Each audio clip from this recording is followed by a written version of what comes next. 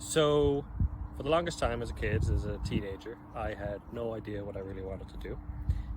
As I was, getting told needed to decide on what you want to be in the future, I tried to choose a subject that would allow me to keep my employment and future job opportunities open, as well as where I would live and work, keep as many options on the table.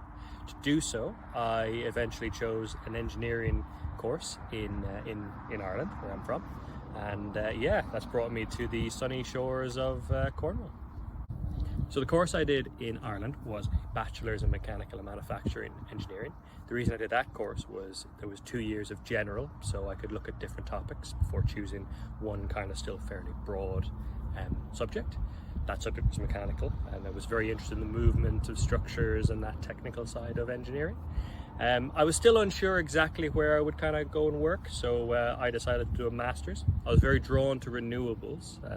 Certainly there's a lot of positive ethical reasons to choose renewables, and I also love the topic of energy. So I moved to Denmark, where I did a master's in sustainable energy, before then ultimately taking up employment in the renewable sector.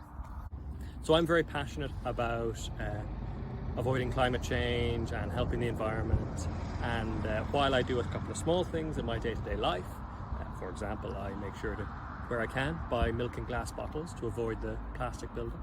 The biggest and most ethical thing you'll do with your life is your job. And so when I was looking at jobs and career opportunities and essentially graduate programs, I focused a lot on what my job would mean for me and for the world.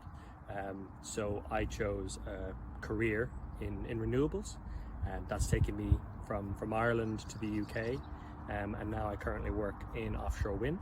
The purpose of offshore wind and the renewable sector is to try and remove the need for fossil fuels in our energy system, and then that can be further used to remove all these other nasty pollutants and fuels that we use in the rest of life.